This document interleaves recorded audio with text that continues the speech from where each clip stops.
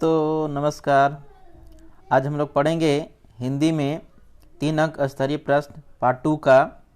तो पहला चैप्टर को हम लोग स्टार्ट करते हैं। इससे निश्चित है कि आपका क्वेश्चन आएगा तो आएगा। तो चलिए हम लोग स्टार्ट करते हैं। पार्ट पहला है दही वाला मंगमा। दही वाला मंगमा जो है श्रीनिवास के द्वारा लिखा गया है और किस भाषा में लिखा गया है तो कांडू भाषा में लिखा गया है। तो ये भी पूछ सकता है बाबू कि दही वाला मंगमा के राइटर कौन है। तो दही वाला मंगमा का राइटर है श्रीनिवास। और ये भी पूछ सकता है कि किस भाषा में लिखा गया है तो कांडू भाषा में लिखा गया है। आइए हम लोग स्टार्ट करते हैं। पहला क्वेश्चन यहाँ से पूछेगा, 3 अंक में पूछता है बाबू, एकदम पक्का है।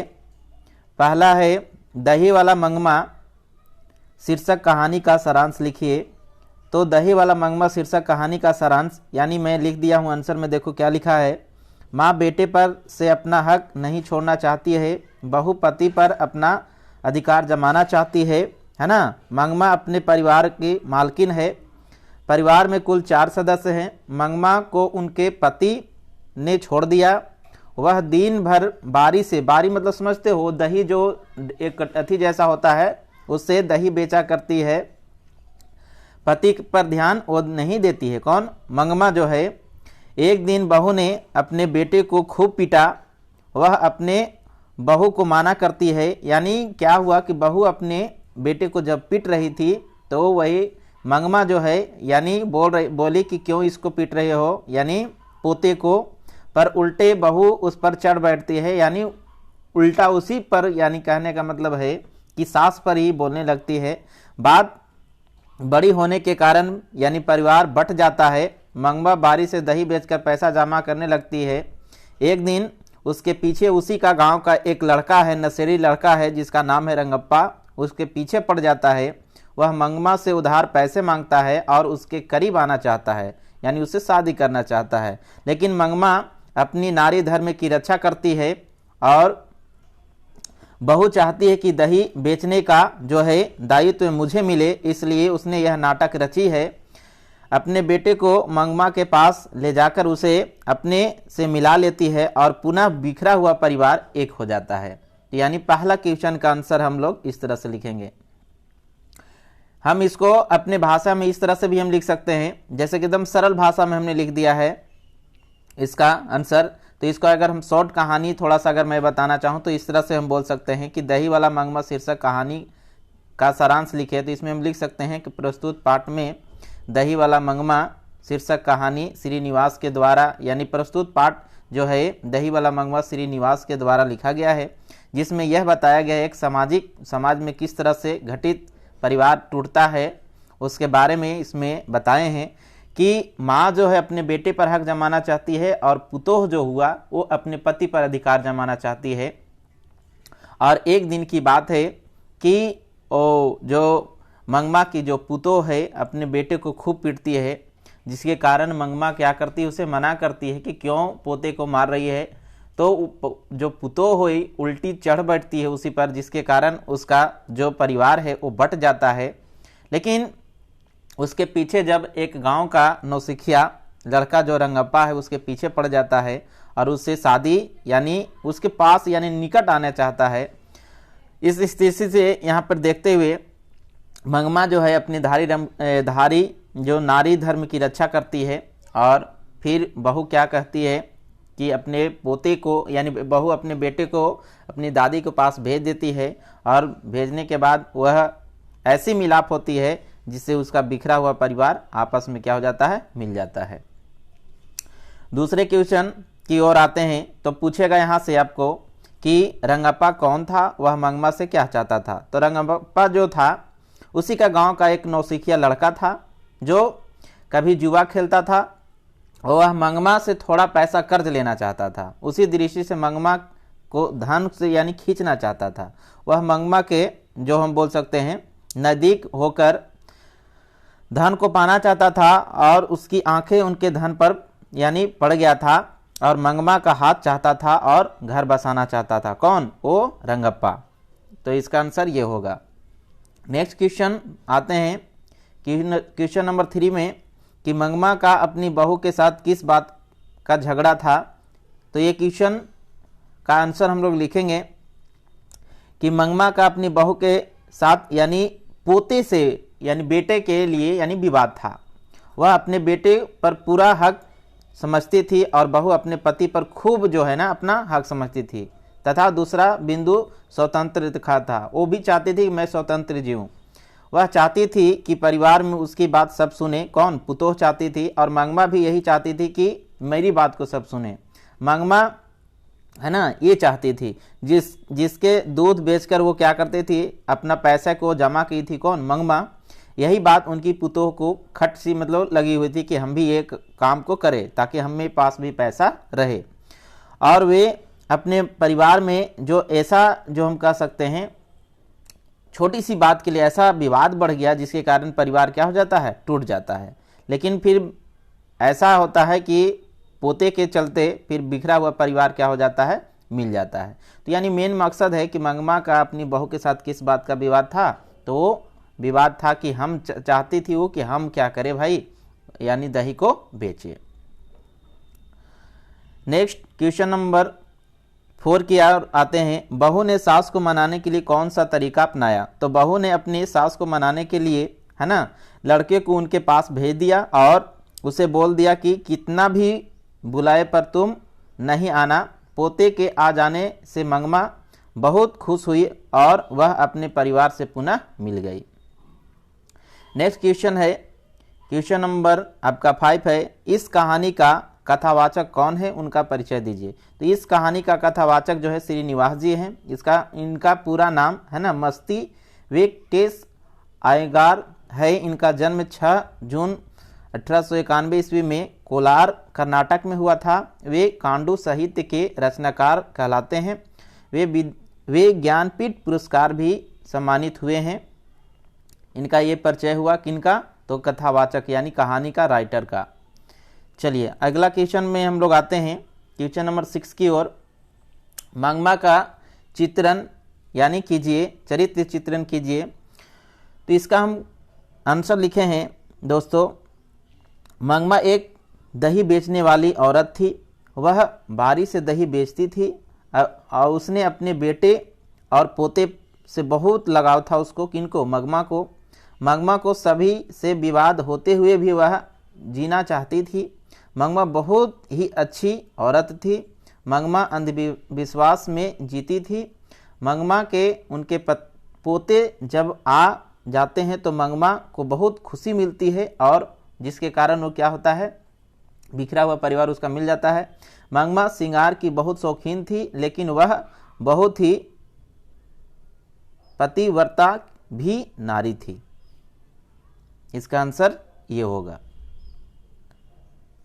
नेक्स्ट क्वेश्चन नंबर आते हैं हम लोग पार्ट 2 में, यानी पार्ट 2 है बढ़ते विश्वास सद कोढ़ी होता।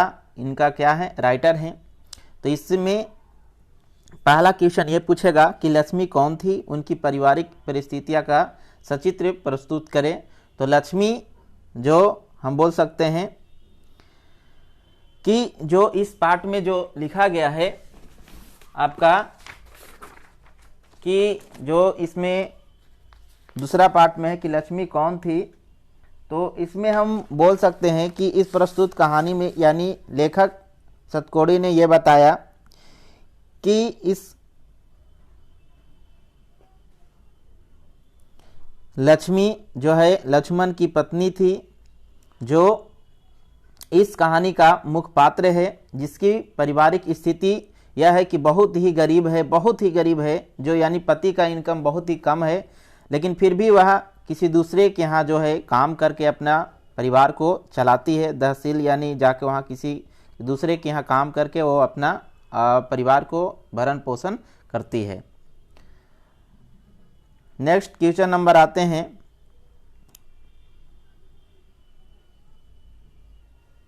चलिए क्वेश्चन नंबर दूसरा में आते हैं। दूसरा लिखा हुआ है, बिहार का जाप जीवन भी बाढ़ और सुख से प्रभावित होता रहा, इस संबंध में आप क्या सोचते हैं, लिखे। तो इसमें इसका आंसर हम लिखे हैं कि उत्तरी बिहार और दक्षिणी बिहार है ना, उत्तरी बिहार और दक्षिणी बिहार की कुछ ऐसी नदियां हैं जो हमेशा बाढ़ आने वाली नदियों का जो जल स्तर हम बोल सकते हैं कम वर्षा होने के कारण भी यानी उसका बोल सकते हैं कम हो जाता है। और जो हमेशा बाढ़ आने वाली नदियों का जो जल स्तर कम वर्षा होने पर भी वो बढ़ जाता है, क्योंकि नेपाल से सटे होने के कारण प्रायः बाढ़ का प्रकोप बिहार में यो हम बोलते हैं प्रकोप है ना देता है। और हर वर्ष नदी का तांडव अपना एक अलग इतिहास लिख देता है। और एक तरफ बिहार बाढ़ के चपेट में, दूसरी तरफ अनावृष्टि के कारण कई जिले सूख जाते हैं।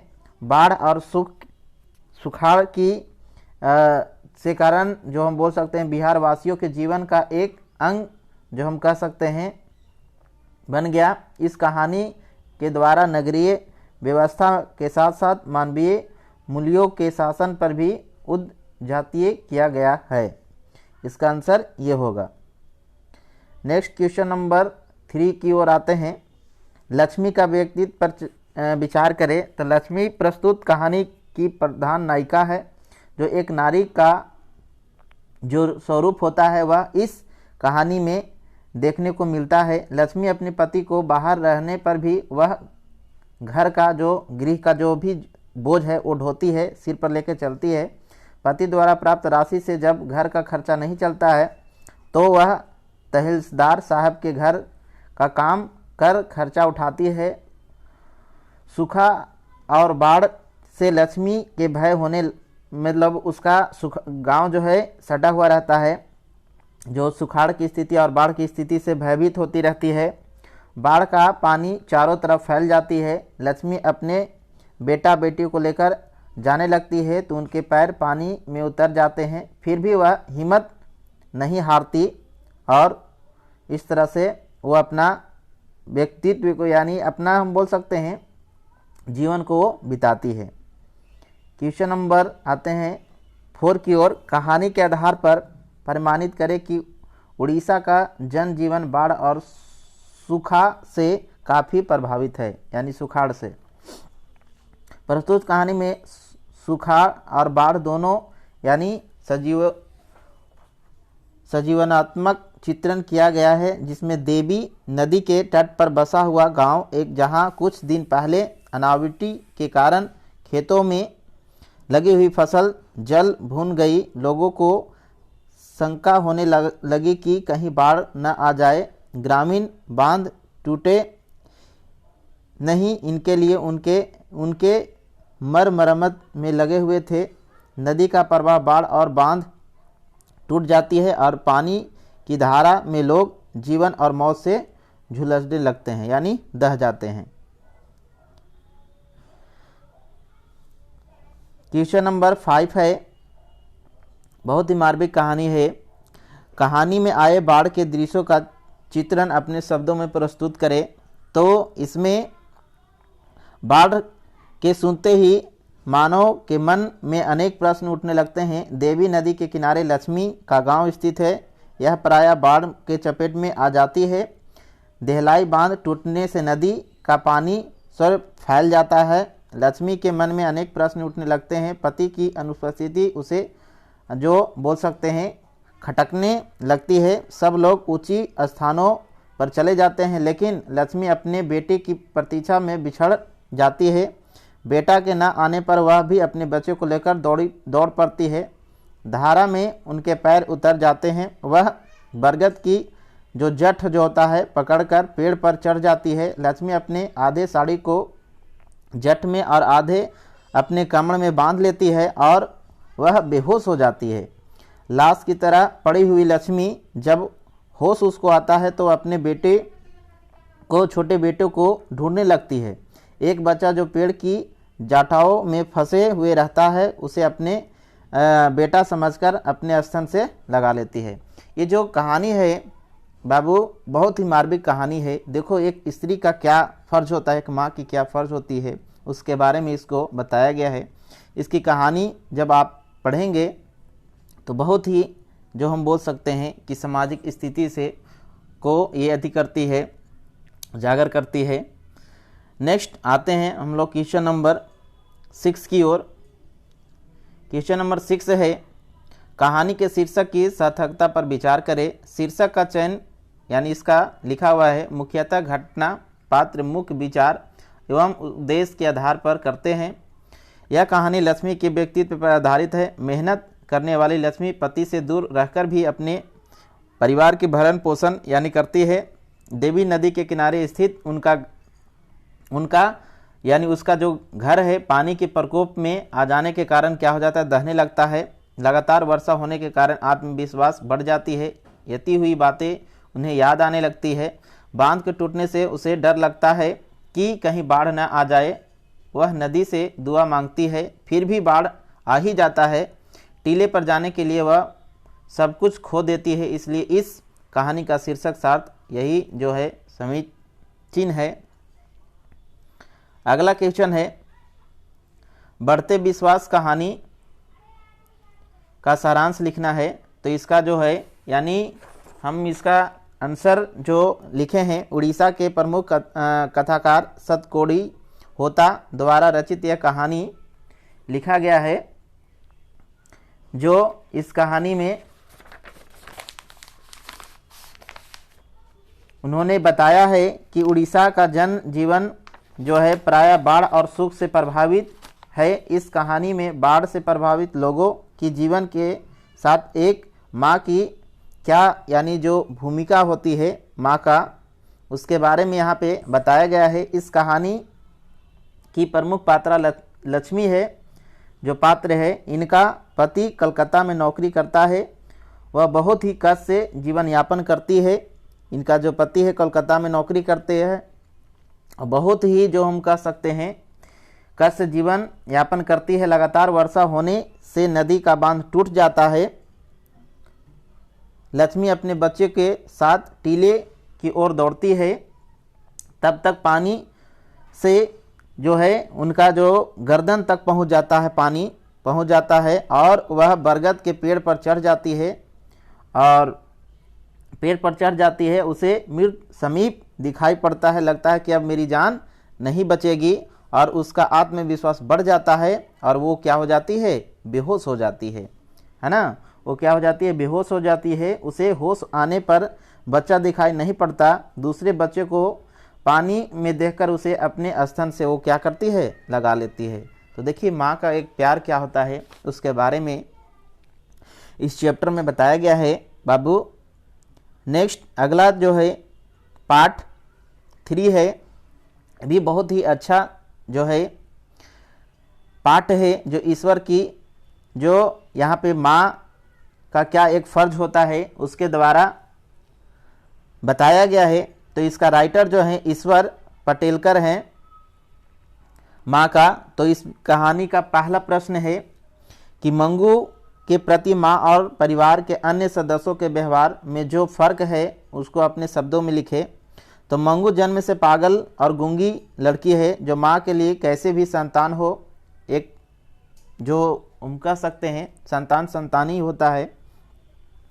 उसे ममता जरूर है रहती है। ममता के प्रति माँ अपने सुख और को यानी भूल जाती है, पुत्री के लिए समर्पित हो जाती है। रात दिन वह अपने बच्ची के लिए सोचती है। मंगू के अलावा उनके पास 3 और संतान हैं।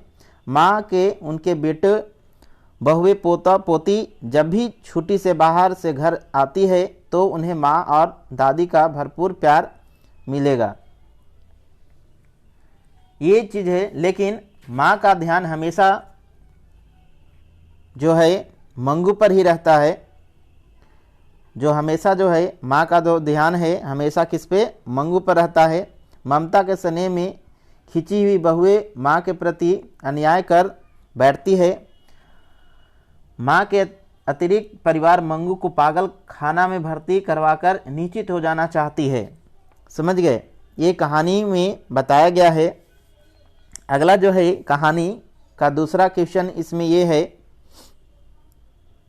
माँ कहानी के शीर्ष की सार्थकता पर विचार करें। तो इस कहानी में मुख्य पात्र माँ जी हैं, जो जन्म से पागल और गूंगी जो लड़की उनकी है उस पे इदानी समर्पित हो जाती है, अपने बेटे और बेटे बहू पुतों के पीछे लगी रही। उनके बाद भी मंगू को अस्पताल में भर्ती करवा देती है। फिर उनके बाद माँ मंगू को अस्पताल में भर्ती करवा देती है, लेकिन वह स्वयं पागल हो जाती है। अतः हम कह सकते हैं कि माँ ही अपने संतान को समझ सकती है। इसके बारे में ये हमने यहाँ पे आपको लिख दिया है। समझ गए? माँ का एक क्या फर्ज होता है वो माँ ही बता सकती है और माँ ही समझ सकती है।